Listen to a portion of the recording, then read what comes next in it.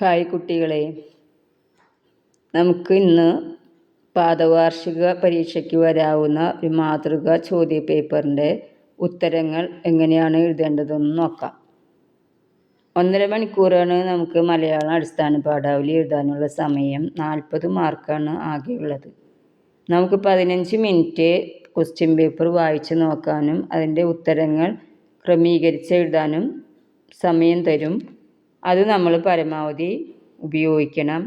Question paper നന്നായി വായിച്ച് നോക്കി അതിൻ്റെ ഉത്തരങ്ങളൊക്കെ നമ്മൾ മനസ്സിലൊന്ന് ക്രമപ്പെടുത്തി വയ്ക്കണം. പിന്നെ ഉത്തരം എഴുതുമ്പോൾ അതിൻ്റെ മാർക്കും സമയവും നോക്കി വേണം എഴുതാൻ, അല്ലെങ്കിൽ നമുക്ക് സമയം തികയാതെ വരും. ആദ്യത്തിൽ 1 മാർക്കിൻ്റെ ചോദ്യമാണ്. 1 മുതൽ 4 വരെ ചോദ്യങ്ങളുടെ ഉത്തരം തിരഞ്ഞെടുത്ത് എഴുതുക. ഒരു സ്കോർ വീതം.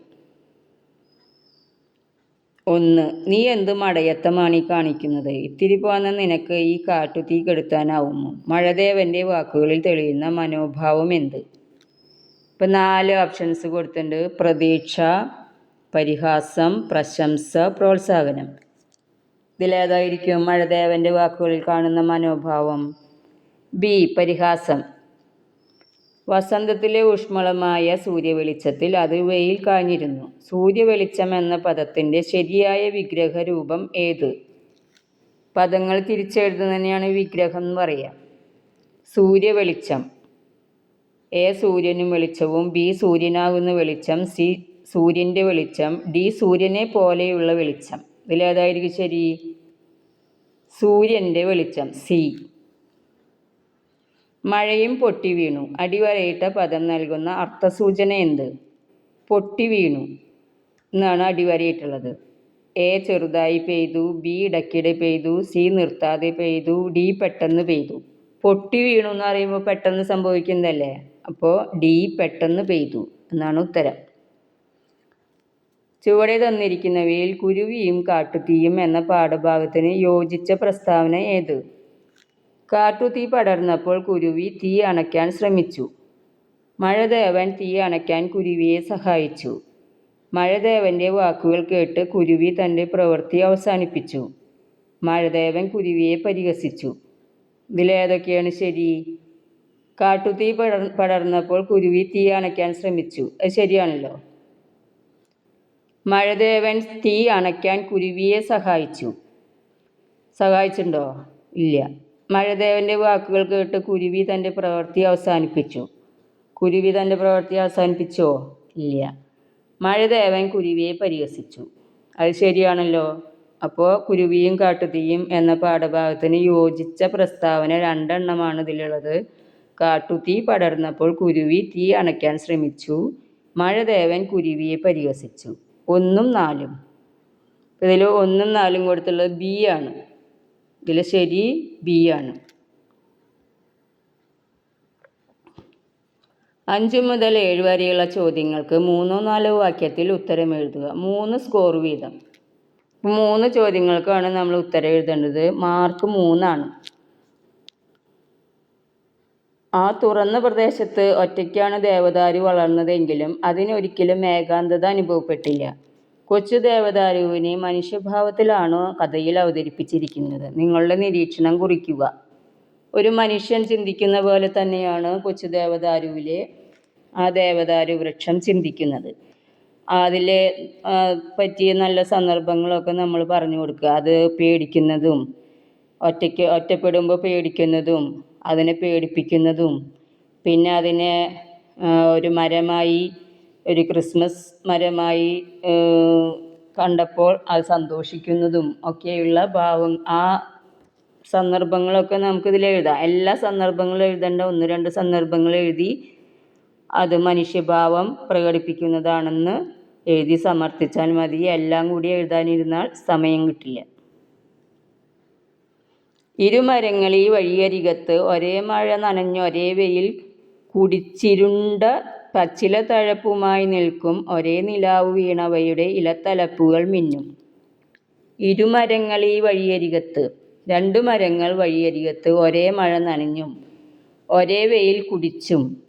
വെയിലുണ്ടാകുമ്പോഴാണ് മരങ്ങളുടെ തലപ്പുകളൊക്കെ നല്ല പച്ച നിറമാവുക, നല്ല പോലെ തിങ്ങി ഇലകൾ ഉണ്ടാവുക. അപ്പോൾ വെയിൽ കുടിച്ചും ഇരുണ്ട പച്ചില തഴപ്പുമായി നിൽക്കുന്ന മരങ്ങൾ. അതുപോലെ തന്നെ രാത്രിയിൽ നിലാവ് വീണ് അവയുടെ ഇലത്തലപ്പുകൾ മിന്നുകയും ചെയ്യുന്നു. അങ്ങനെ മനോഹരമായിട്ടാണ് വഴിയരികിലെ മരങ്ങൾ നിൽക്കുന്നത്. മരങ്ങൾ പൂക്കുന്നത് റഫീഖ് അഹമ്മദ് എഴുതിയ വരികളാണ്. കൊച്ചു ദേവദാരുവിന് അത്ര അഴകുണ്ടായിരുന്നു. അതിൻ്റെ പ്രായത്തിലുള്ള മറ്റ് വൃക്ഷത്തൈകളെ പോലെ അതും വളർന്നു. വേനലിലെ മഴയിൽ കുളിച്ചും ഹേമന്തത്തിലെ മഞ്ഞുകൊണ്ട് പുതച്ചും. ഈ രണ്ട് രചനാഭാഗങ്ങളിലും മരങ്ങളെ അവതരിപ്പിച്ചതിൻ്റെ ഭംഗി കണ്ടെത്തുക. വരികളിലുള്ള ആശയം ഞാൻ പറഞ്ഞു. അതുപോലെ തന്നെ കൊച്ചു ദേവദാരുവിലെ ആ മരം വേനലിലെ മഴയിൽ കുളിച്ചും ഹേമന്തത്തിലെ മഞ്ഞുകൊണ്ട് പുതച്ചും വളരെ മനോഹരമായി കാണപ്പെട്ടു. അത്ര എഴുതിയാൽ മതി. കൂടുതൽ എഴുതി നിങ്ങൾക്ക് സമയം പോകേണ്ട. 3 മാർക്കുള്ളൊന്ന് എപ്പോഴും നമ്മൾ ചിന്തിക്കണം. ഞാൻ എനിക്കാവുന്നത് ചെയ്യുന്നു. ഇത്രയും പറഞ്ഞ് കുരുവി തൻ്റെ ജോലി തുടർന്നു. തീ തൻ്റെ ജീവൻ എടുക്കും വരെ. കുരുവിയുടെ പ്രവൃത്തി നൽകുന്ന സന്ദേശം എന്താണ് കുരുവിയുടെ സന്ദേശം? അതായത് തന്നെ കൊണ്ടാവുന്ന രീതിയിൽ പ്രകൃതിയെ സംരക്ഷിക്കാൻ ശ്രമിക്കണമെന്നാണ് കുരുവി നമ്മളോട് പറയുന്നത്. അണ്ണാറക്കണ്ണനും തന്നാലായത് എന്ന മട്ടിൽ നമ്മൾ നമ്മളെ കൊണ്ടാവുന്ന രീതിയിൽ പ്രകൃതിയെ സംരക്ഷിക്കാനായി ശ്രമിക്കണം എന്നുള്ള സന്ദേശമാണ് കുരുവിയുടേത്. അല്ലെങ്കിൽ കാറ്റ് വരുമ്പോൾ വാതിലടയ്ക്കുക, വെള്ളം വരുമ്പോൾ വാതിൽ തുറക്കുക. പ്രകൃതിക്ഷോഭവുമായി ബന്ധിപ്പിച്ച് ഈ നാട്ടറിവുകൾ വിലയിരുത്തുക. അല്ലെങ്കിൽ ഇതെഴുതാം, ഈ നാട്ടറിവ്. ഇതിൻ്റെ അർത്ഥമൊക്കെ നമ്മുടെ പഠന പ്രവർത്തനത്തിലുള്ളതാണ്. അതൊന്ന് വായിച്ചു നോക്കണം. 8 മുതൽ 11 വരെയുള്ള ചോദ്യങ്ങൾക്ക് അരപ്പുറത്തിൽ കവിയാതെ ഉത്തരം എഴുതുക. 5 സ്കോർ വീതം. 5 മാർക്കാണ്. 4 ചോദ്യമാണുള്ളത്. പപ്പ, ഈ കൊച്ചു ദേവദാരു മരത്തെ മുറിക്കാതെ നമ്മൾ അതിനെ പുതുവർഷ മരമായി അലങ്കരിച്ചത് എത്ര നന്നായി. നല്ല ആശയം തന്നെ ഇത്. എത്ര മനോഹരമായ കൊച്ചുമരമാണിത്. എല്ലാ പുതുവർഷവും നമ്മൾക്ക് ഈ മരത്തിനെ അലങ്കരിക്കാം. കൊച്ചു ദേവദാരു. തന്നിരിക്കുന്ന പാഠസന്ദർഭം വിശകലനം ചെയ്ത് പ്രകൃതിയോട് നമുക്കുണ്ടാവേണ്ട സമീപനം വിശദമാക്കി കുറിപ്പ് തയ്യാറാക്കുക. അപ്പോൾ ഈ കുട്ടിയുടെ മനോഭാവം തന്നെയാണ് നമ്മുടെയും മനോഭാവം ആകേണ്ടത്. ഓരോ വൃക്ഷത്തെയും നമ്മൾ അത്രയും നന്നായി സംരക്ഷിക്കണം. അഥവാ നമ്മുടെ ആവശ്യത്തിന് ഒരു മരത്തെ മുറിക്കുകയാണെങ്കിൽ ഒരു 10 തൈയെങ്കിലും നടണം എന്നാണ് പറയുന്നത്. അങ്ങനെ നമ്മൾ പ്രകൃതിയെ സംരക്ഷിക്കണം. അതിനെക്കുറിച്ച് ഒരു കുറിപ്പ് തയ്യാറാക്കാനാണ് ആവശ്യപ്പെടുന്നത്. കാട്ടുതീ പടർന്നപ്പോൾ കുരുവിയും മഴദേവനും ഒരുപോലെയാണോ പ്രതികരിച്ചത്? അവരുടെ സമീപനങ്ങൾ വിലയിരുത്തി കുറിപ്പ് തയ്യാറാക്കുക. ഈ മഴദേവൻ എന്ന് പറയുന്നത് പ്രകൃതിയെ നശിപ്പിക്കുന്ന വ്യക്തികളുടെ പ്രതീകവും കുരുവി മരങ്ങളെ സംരക്ഷിക്കുന്ന, കാടിനെ സംരക്ഷിക്കുന്ന മനുഷ്യരുടെ പ്രതീകവുമായിട്ട് നമുക്ക് കാണാം. രണ്ടാളുടെയും സമീപനങ്ങൾ 2 തരത്തിലാണ്. അപ്പോൾ പാഠസന്ദർഭമൊക്കെ ചേർത്ത് എഴുതിയാൽ അതിനുള്ള ഉത്തരമാകും. ചുവടെ നൽകിയിരിക്കുന്ന കഥാഭാഗം വായിച്ച് തുടർന്ന് നൽകിയിട്ടുള്ള ചോദ്യങ്ങൾക്ക് ഉത്തരം എഴുതുക. അപ്പോൾ ഈ കഥാഭാഗം നന്നായി വായിക്കണം. എന്നിട്ട് അതിന് താഴെ കൊടുത്തിരിക്കുന്ന ചോദ്യത്തിന് ഉത്തരം എഴുതണം. ആളുകളും വളർത്തുമൃഗങ്ങളും എല്ലാം ഒരു ശണ്ഠയും ഇല്ലാതെ ഐക്യത്തോടെ കഴിയാൻ ഇടയാക്കിയ സാഹചര്യം എന്ത്? അത് നമ്മളിതിൽ കണ്ടെത്തണം.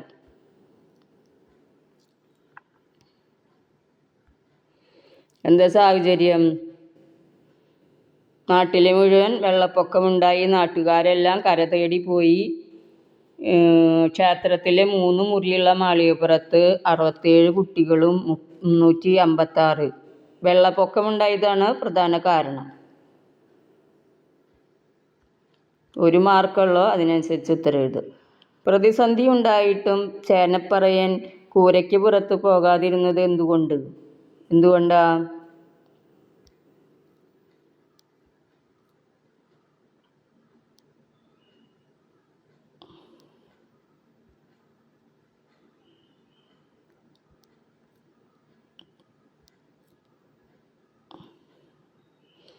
ചേനപ്പറയൻ രാത്രി ഒരു പകലുമായി വെള്ളത്തിൽ തന്നെ നിൽക്കുന്നു. അവന് വള്ളമില്ല. അവൻ്റെ തമ്പുരാൻ 3 നാളായി പ്രാണനും കൊണ്ട് കര പറ്റിയിട്ട്. ആദ്യം പുരയ്ക്കകത്തേക്ക് വെള്ളം എത്തി നോക്കി തുടങ്ങിയപ്പോഴേ മടലും കമ്പും കൊണ്ട് തട്ടും പരണും കെട്ടിയിരുന്നു. വെള്ളം പെട്ടെന്ന് ഇറങ്ങുമെന്ന് കരുതി 2 ദിവസം അതിൽ കുത്തിയിരുന്നു. അവിടെ നിന്നും പോയാൽ അവയെല്ലാം ആണുങ്ങൾ കൊണ്ടുപോകും. ഇപ്പം തൻ്റെ സ്വത്തൊക്കെ ഉള്ളത് മറ്റുള്ളവർ കൊണ്ടുപോകും എന്നുള്ള വിചാരമാണ്. പിന്നെ അദ്ദേഹത്തിന് സ്വന്തമായിട്ട് വള്ളമില്ല.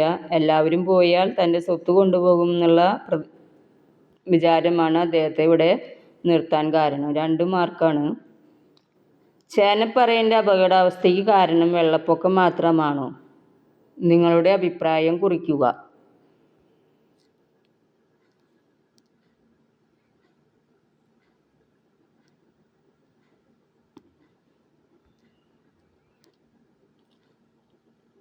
എന്താണ് ചേനപ്പറയൻ അങ്ങനെ പോകാത്തതിന് കാരണം?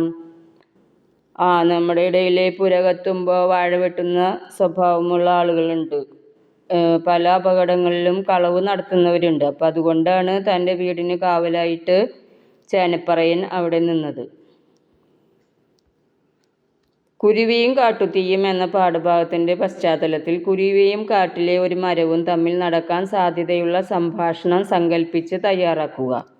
ഇപ്പോൾ കുരുവിയും കാട്ടുതീയും എന്ന പാഠഭാഗം നമ്മൾ വായിച്ചിട്ടുണ്ട്. കുരുവി ഒരു കാട്ടിലെ മരം, ആ മരവുമായി നടത്താനിടയുള്ള സംസാരം സങ്കല്പിച്ച് തയ്യാറാക്കാനാണ് പറയുന്നത്. അല്ലെങ്കിൽ ഇടനാഴികളിലാണ് വെള്ളത്തിൻ്റെ കുത്തും തള്ളലും ഏറെ ശക്തമായത്. എല്ലാവരും മുകളിലെത്തി, പാത്രങ്ങൾ മുകളിലേക്ക് കയറ്റി, വെള്ളവും കോണിപ്പടി കയറി വരാൻ തുടങ്ങി. ജീവൻ രക്ഷിക്കാനുള്ള വഴിയെക്കുറിച്ച് മാത്രമായി ചിന്ത. പെരുമഴയത്ത് വെള്ളപ്പൊക്കത്തിൻ്റെ ഓർമ്മകൾ പങ്കുവയ്ക്കുന്ന ഈ ലേഖനഭാഗം അടിസ്ഥാനമാക്കി ഉചിതമായ തലക്കെട്ട് നൽകി ഒരു പത്രവാർത്ത തയ്യാറാക്കുക. അത് നമ്മൾ പഠന പ്രവർത്തനങ്ങളിലുണ്ട് പത്രവാർത്ത തയ്യാറാക്കുന്നത് എങ്ങനെയാണെന്ന്. അതുപോലെ ഈ സന്ദർഭത്തെ അടിസ്ഥാനമാക്കി ഒരു പത്രവാർത്ത തയ്യാറാക്കണം. ഏതെങ്കിലും ഒന്ന് എഴുതിയാൽ മതി. താഴെ തന്നിരിക്കുന്ന ചോദ്യങ്ങളിൽ ഏതെങ്കിലും ഒരെണ്ണത്തിന് ഉത്തരം എഴുതുക. 7 മാർക്കാണ്. ഇതിൽ പോസ്റ്ററുകളാണ് തന്നിട്ടുള്ളത്. ചോദ്യം എന്താണെന്ന് നോക്കാം.